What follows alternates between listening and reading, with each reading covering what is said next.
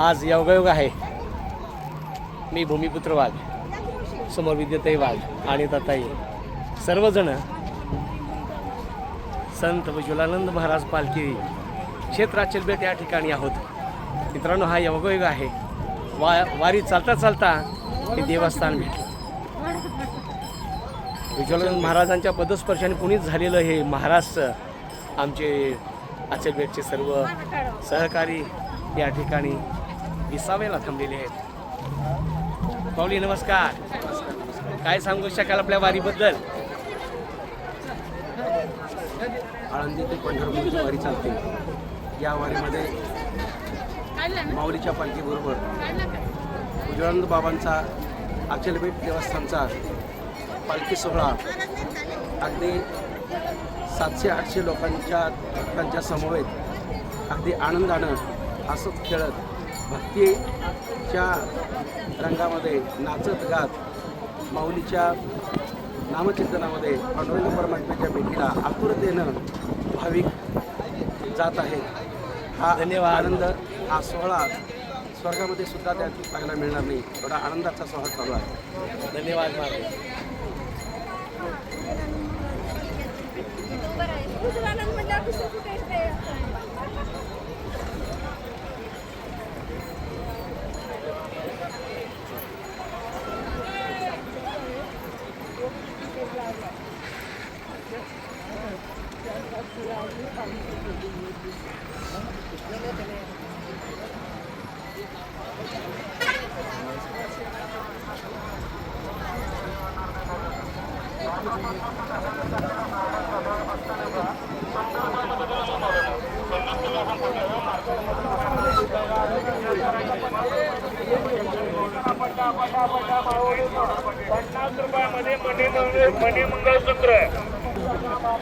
रामकृष्ण हरी माऊली.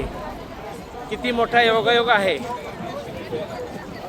विज्वलानंद महाराजांच्या पदस्पर्शाने पुनीत झालेल्या उमरगा महाराष्ट्राच्या मायभूमीमध्ये आमची कर्मभूमी आहे. आणि ही कर्मभूमी अनुभवत असताना आम्ही पायी वारी चालत असताना अचानक महाराजांची दिंडी सापडली.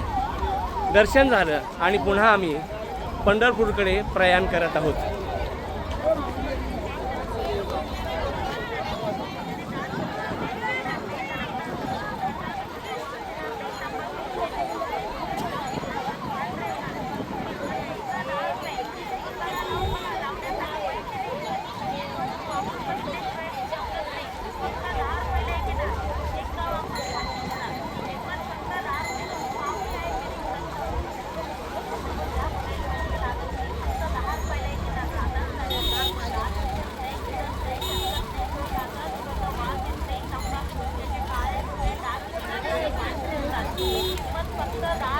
विठ्ठल नामाची शाळा भरली, विठ्ठल नामाची शाळा भरली.